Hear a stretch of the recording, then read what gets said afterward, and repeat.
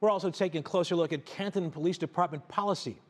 Matt Rascona is in the newsroom with more on that. Matt, good evening.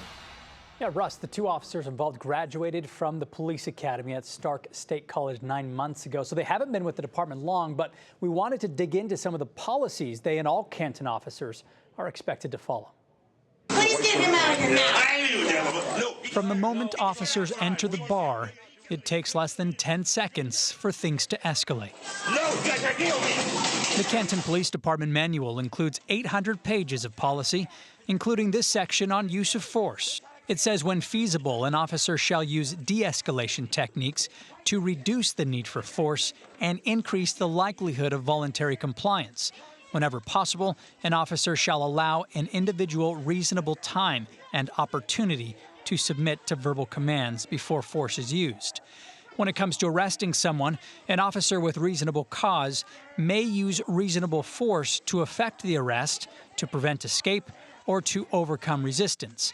An officer who makes or attempts to make an arrest need not retreat or desist from their efforts because of resistance.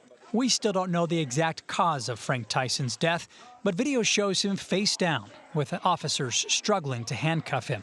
At times, an officer's knee on top of him.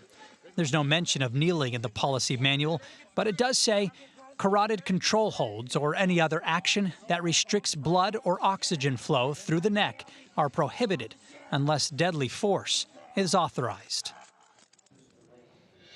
Now, statewide, policies for making an arrest have changed since the death of George Floyd. That includes bans on holds that put pressure on the neck. Now, we have requested the personnel files on those two officers involved. We don't have those yet, but we know in less than a year on the job, they've taken at least one course through the Ohio Peace Officer Training Academy. All right, Matt, thank you so much. And we do want to get now to Lindsay Buckingham. She's live in Canton now with reaction from city officials. Lindsay? Christy, today I made multiple attempts to talk with family members who did not wish to comment at this time. However, in the last few days, many city leaders have released statements on what happened Thursday night. On Friday, one day after 53-year-old Frank Tyson's death, Canton Police Chief John Gabbard released this statement saying, "I want to extend my deepest sympathy to those close to Mr. Tyson. Based on experience, I am confident that BCI will conduct a very thorough review. Out of respect for the independence of that investigation, I am limited in my ability to comment further."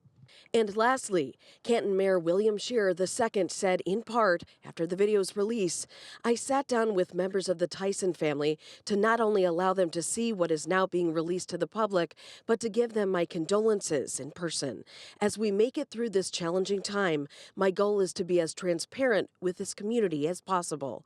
This investigation is in the hands of BCI, and we will continue to provide them with all the required information they need to do their work." Now this morning, 3 News reached out to Chief Gabbard for an interview. We have not yet heard back. Russ? And Lindsay, of course, you and I talked about this afternoon. I spoke with Reverend Hector McDaniel. He's the president of the Stark County NAACP. Now he tells me his team at the organization will meet with the mayor and the police chief to look at and process that video. He did add that a statement will be released at an appropriate time. Lindsay Buckingham in Canton, thank you.